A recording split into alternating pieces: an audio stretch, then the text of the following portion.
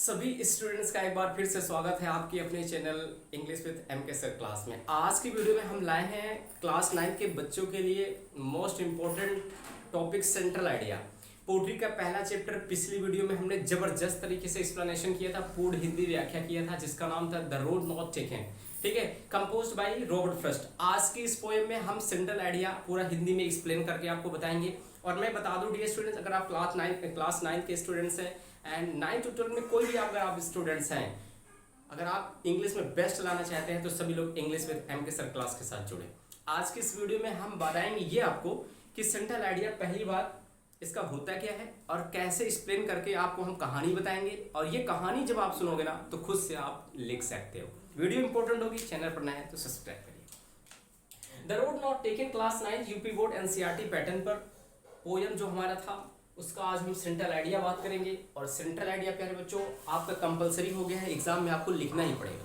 पहले क्या होता था कि आप 4 लाइन की कविताएं लिख दो या सेंट्रल आइडिया कर दो, 2 में से एक होता था, लेकिन नहीं, अब आपको सेंट्रल आइडिया कंपलसरी 100% करना पड़ेगा और पोएम तो आपको लिखना ही पड़ेगा। ये चीज को ध्यान दीजिए।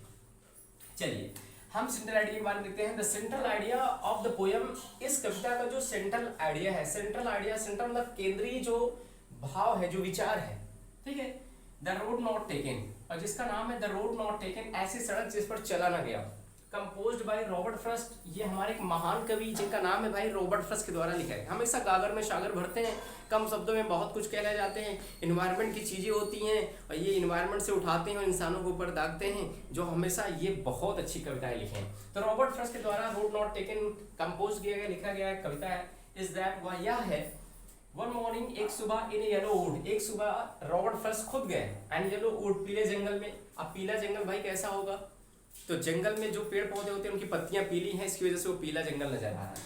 तो येलो वुड में जब वो गए सुबह में, द पोएट फाउंड, तब यहाँ पर जो हमारे कवि साहब है ना, कौन, रॉबर्ट फ्रॉस्ट साहब भाई, रॉबर्ट फ्रॉस्ट उन्होंने पाया भाई, क्या पाया, हिमसेल्फ मतलब खुद को, इन्हें डेलिमा में पाया। डेलिमा का मतलब होता है दुविधा में पाया, ठीक है, उनको डाउट हुआ, कुछ दुविधा में पाए। जब पीले जंगल की ओर गए भाई, वहां की चीजों को देखे तो वो डेलिमा में पा गए।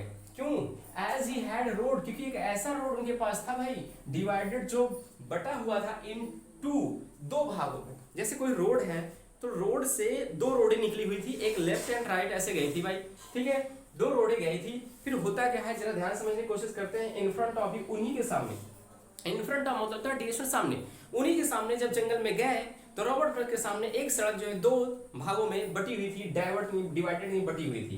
फिर आगे यहाँ पे लिखा है एट लेंथ, एट लेंथ मतलब होता अंत में। ही चूज, उन्होंने चुना, द रोड, ऐसी सड़क को, उन्होंने ऐसे सड़क को चुना, दैट वाज लेस वॉक्ड, जिसमें लोग बहुत लेस चले थे, मतलब जिस रोड पर पैरों के निशान बहुत कम थे, मतलब कम लोग गए थे। एंड इट, इस तरीके से, मेड ऑल द डिफरेंस, यही सारे अंतर को दिखाता है। वी फाइंड, हमने पाया, हम पाते हैं।